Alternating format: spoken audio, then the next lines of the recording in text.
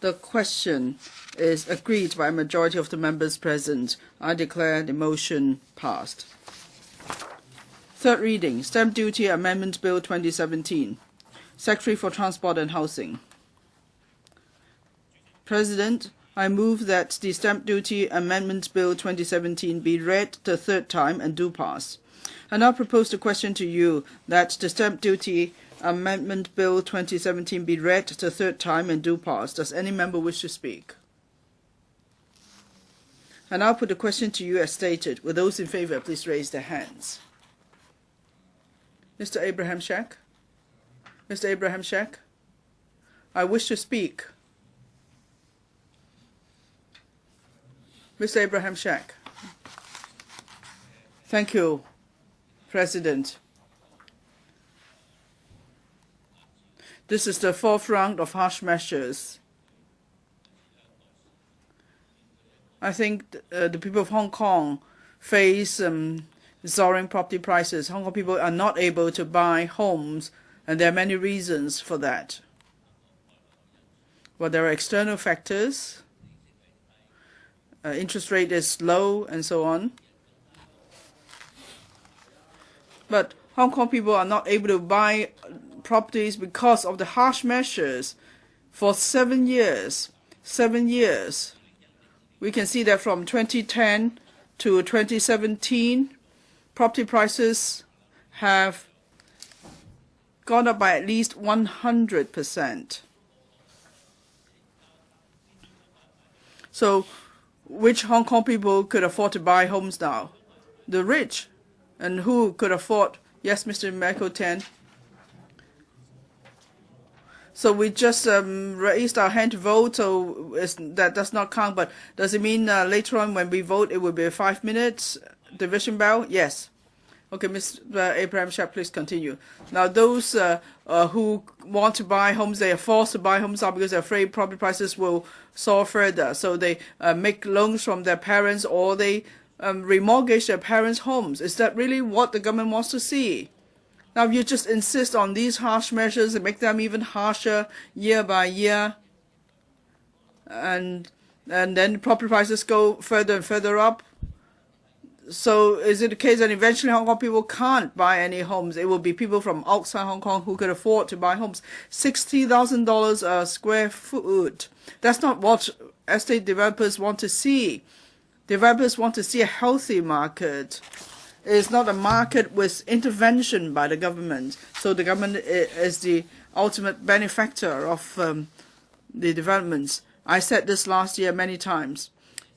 And at the time, there was not this fourth round of harsh measure at the NRSD. The government collected $61 billion in stamp duty. What are you going to do with this money? Are you going to spend it on education or on the elderly? And then land sales hit record high every time. Now, I don't want to take up too much of members' time, but I just want to say that I'm very, very against these harsh measures. I think these harsh measures are actually sugar-coated poison. Young people very much want to buy their homes. Many Hong Kong people want to buy their homes. And the government in particular, this term of the government, just follows on what the last government did. The last government rolled out 3 rounds of harsh measure, and you continue with that. And this will deal Hong Kong a severe blow, especially for the overall interest of Hong Kong. So I'm disappointed. I am sad to see this. Now, in 2012, there were 120,000 transactions in the secondary market, but by 2017, the transaction volume in the secondary market is only 43,000 cases. That means 80,000 people could not buy homes because. But then for first-hand residential property, transaction numbers gone up to 18,000. And the opposition camp is the developers who benefited, but they're not the one with the biggest benefit. It's the government that's benefited from this. With high land premium, the government will collect more revenue. Of course, compared to the overall revenue, there's only a small percentage, but this money comes from the public. And actually, you're denying Hong Kong people a chance to buy a reasonable home, so they can't have a happy home. And I can say this, in the past 7 years, the government told LegCo members that with harsh measures we're able to relieve the pressure, we could bring down property prices. But look what happened in the past 7 years. Did they work? Do you still believe in them? As children, we'll say we hear the lie the first time, second time, third time. This is the fourth time. This is a lie. And I hope next time the Hong Kong people will see who are going to support the third reading of this bill. Remember that when you next vote. Mr. Ray Chen.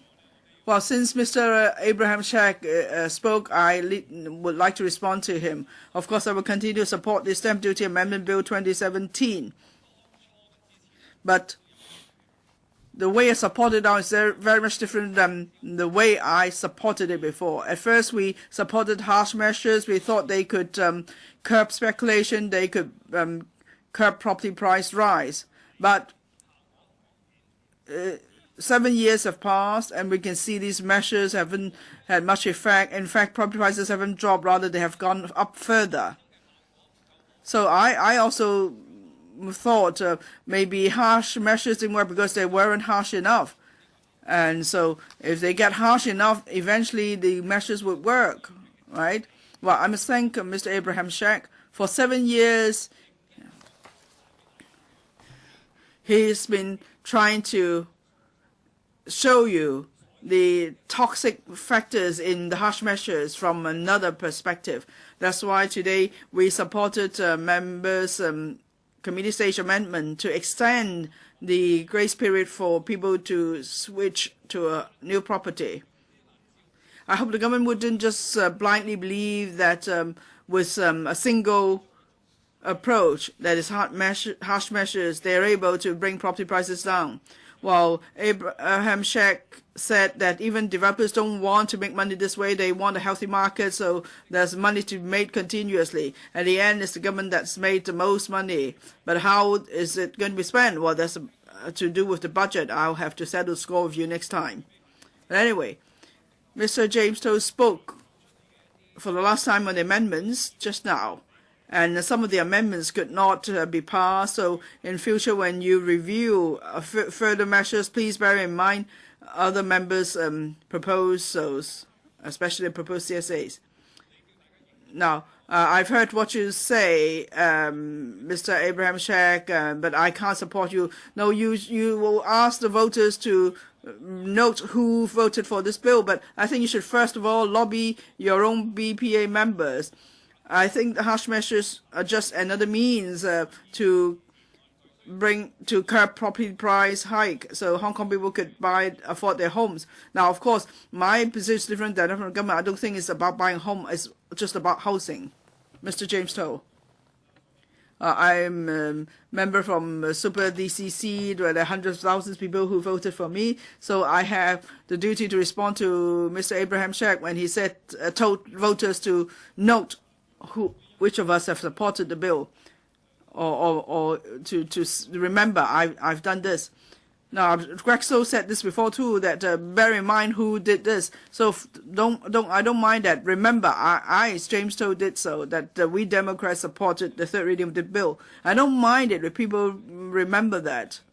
Now, because what Mr. Abraham Shack is saying, that without these harsh measures, then more people will be able to buy homes and property prices won't be as high. I just want to say in response, without these harsh measures, property prices would have been higher. But of course, I was just saying to Mr. Andrew Wang, let's say, now there are just 20 odd from the pro-establishment camp, the pandemic camp, there are just 20 of us too, many have left actually. Okay, if all of a sudden, let's play this game. We would support Liberal Party, we would support Abraham Shack, we would vote against the third reading of the bill. Yes, it could happen. I wonder if the government has considered this possibility. All of a sudden, we just go nuts. But of course, we're not going to go nuts because we always bear in mind the interests of the people first. We won't do this, of course. But remember this. I'm not saying, or shall I put it this way?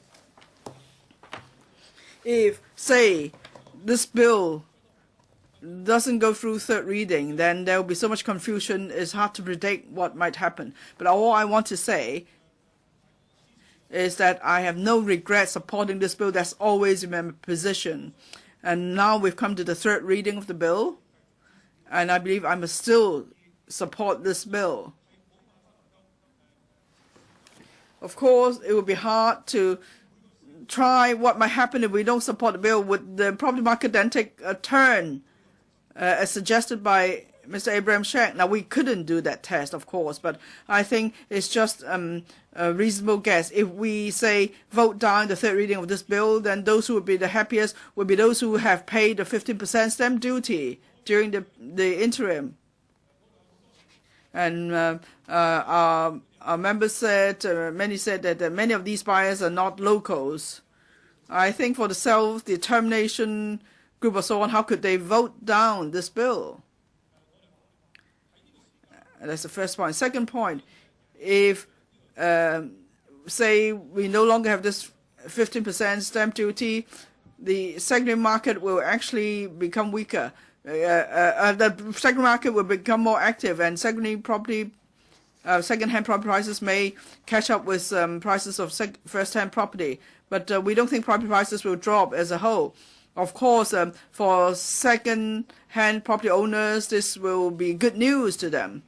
But if Mr. Abraham Sheck asked me to vote against this bill at the third reading, just so I could cozy up to owners of second-hand properties, yes, if someone wants to vote, they should do so. But I think I, myself, and the Democratic Party and many members in the Democratic camp would have in mind the overall interests of the people. If we just, after the votes, yes, it might work in your favor, but I'm not going to do it. Does any other member wish to speak? Ms. Abraham, you are only allowed to speak once. I like a clarification from Mr. James Ho, and he said if the bill does not pass the third reading, I'd like him to take back his words. And he talked about property prices and so on as okay, but he said that those who are against those who vote against the bill would be paranoid and vice versa. Mr. James Ho, the speaker is not coming through the microphone. President, if my speech, well, I used the word paranoid to describe ourselves. If some members felt that they are being criticized, well, I did not have such intention.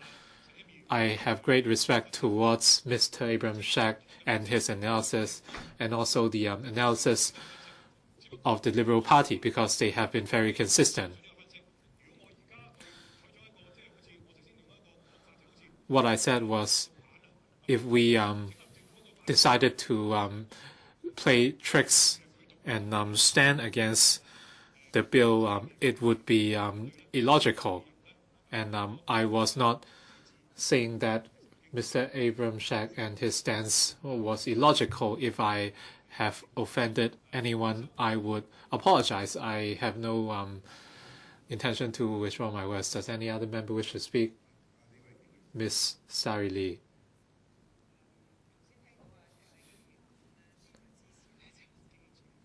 Mr. Abraham Sheck, that whoever supports the bill, we would he would remember those members. As the chairman of the Bills Committee for the First Property Curb, Mr. Sheck thanked me more than once for allowing him to filibuster for more than a year. The property curbs were indeed controversial, but the context was that the market was exuberant and the prices were crazy, and it could not be dealt with through land supply. So the government proposed demand side measures. And I was involved in the debate, and Mr. Shek and other members were strongly against the property curbs. But whenever I saw the prices reach a new high, I asked myself whether the curbs were correct, and I admit that the measures did somewhat skew the market, and the secondary market was frozen. But if we vote down the curbs, I think this is a risk Hong Kong cannot bear, and without the property curbs, the property market might become totally unchecked. But well, this is a risk we must face. I'm not involved in the scrutiny of the Bills Committee, and my fellow members, Mr. Wong Ting-kwong and Mr. Holden Chow, were involved. Some of my friends, including estate agents, led to a freezing of the secondary market. So I'd like to thank Mr. Holden Chow for making amendments to allow or to buy more time for people who want to exchange property. So I hope the bill would pass the third reading. Mr. Lo Wai Kwok, the BPA was mentioned. I'm not sure whether he wanted to incite a response, so I'd like to offer my views. The BPA has a strong professional background in commerce and industry, and our members represent different industries. And we believe that the commerce and industry can drive the economy, and we are very concerned about the livelihood of the people. Despite different professional backgrounds, we support the legitimate operation of the administration, but we would not be afraid to voice out their wrongs. And on different occasions, we express our views on the issue. And in different meetings, I cited the real estate indices. After the curbs were introduced, the property prices rose at an even faster pace. If you are to start from fresh and see what would have happened if there were no property curbs, the government would say that without the curbs, the prices would be even higher. So we can never, we would never know what would have happened. The prices in North Point have reached 60,000 per foot, and even in Yuen Long, $20,000 per foot. But the secondary market has been stagnant. So the choice of the secondary market as a viable option has been doubtful.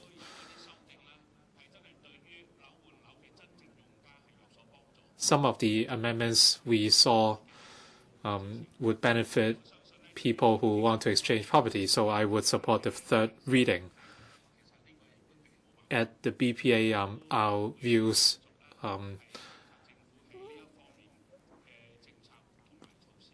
do not actually conflict these amendments, so we would support the bill. Ms. Claudia Mo.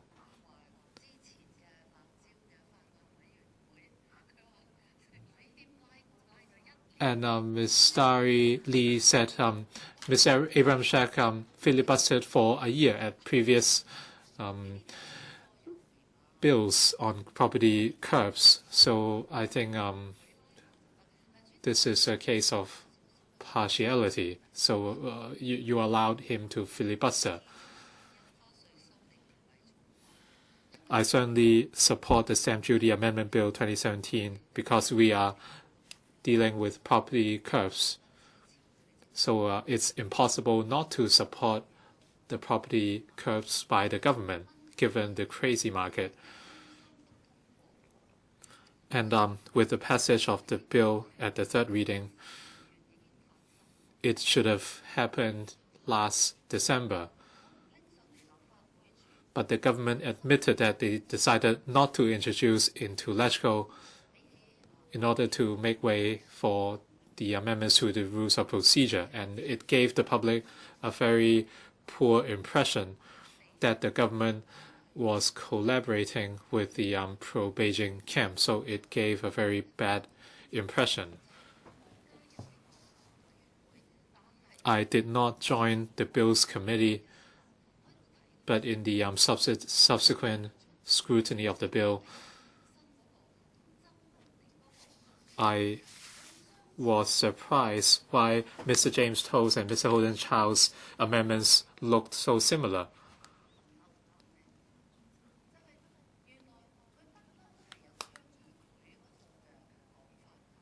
James Toe was very agitated because he was the one moving amendments, but subsequently Mr. Chow suddenly moved some amendments.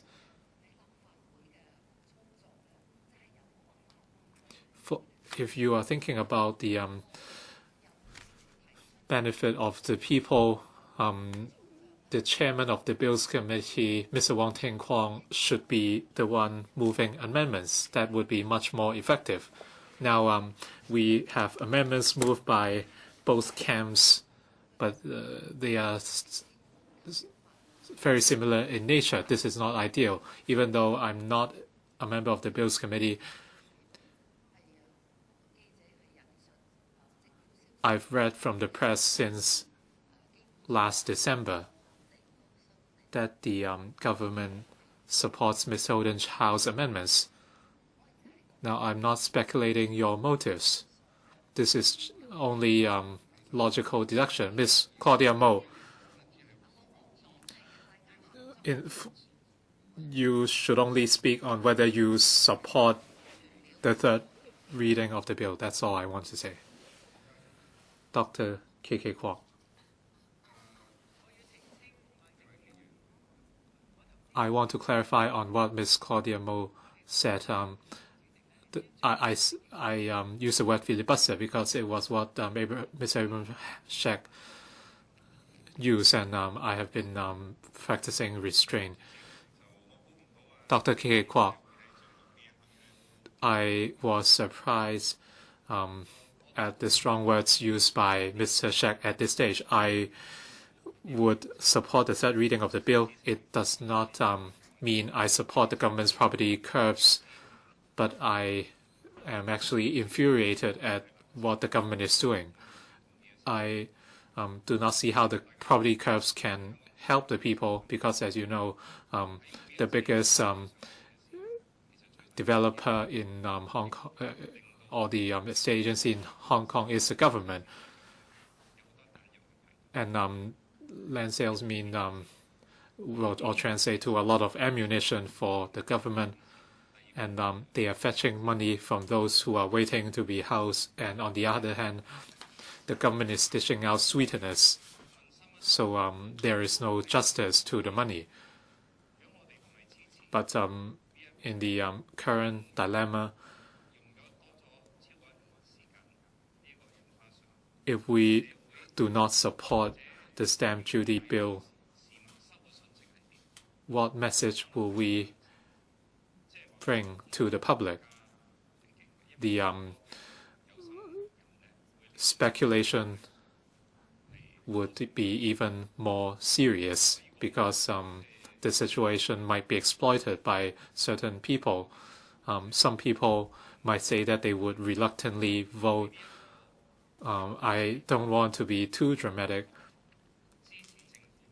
but over the course of the bill, people who support the government just want to put an end to the chaos. For Ms. Abraham Sheck, perhaps we can work together in the future to scrutinize the government. I speak in support of the third reading of the bill. Mr. Kenneth Leung. I have spoken numerous times at meetings of the Stamp Duty Bills Committees, and at the second reading, I have said that residential properties are a unique commodity, and Mr. To said that the property curves actually skew the supply and demand of the secondary market, and I'd like to offer my view. Even though the secondary market has been frozen out and prices remain high, we saw that the inelasticity of the residential market, while the residential properties are no longer bounded by regular supply and demand laws, and even with why the prices not come down. With lower prices, buyers should flock into the secondary market, but it did not happen. For sellers in the secondary market, they are all asset rich or cash rich. So that is a possibility. In that case, they would not care when they can dispose of their flats. I think the government should come up with measures for the primary and secondary markets. Overall speaking, in terms of demand management, the Stamp Duty Amendment Bill is ineffective or outright useless. But in order not to send a wrong message to the market, I would support the bill. Does any other member wish to speak? I now put the question to you as stated. Will those in favor please raise their hands? Those against please raise their hands. I think the question. Mr. Abraham Sheck claims a division. I think the question is agreed by a majority of the members present. I declare the motion passed. Stamp Duty Amendment Bill 2017. I now adjourn the meeting, and we will resume on the 17th of January 2018 at 11 a.m.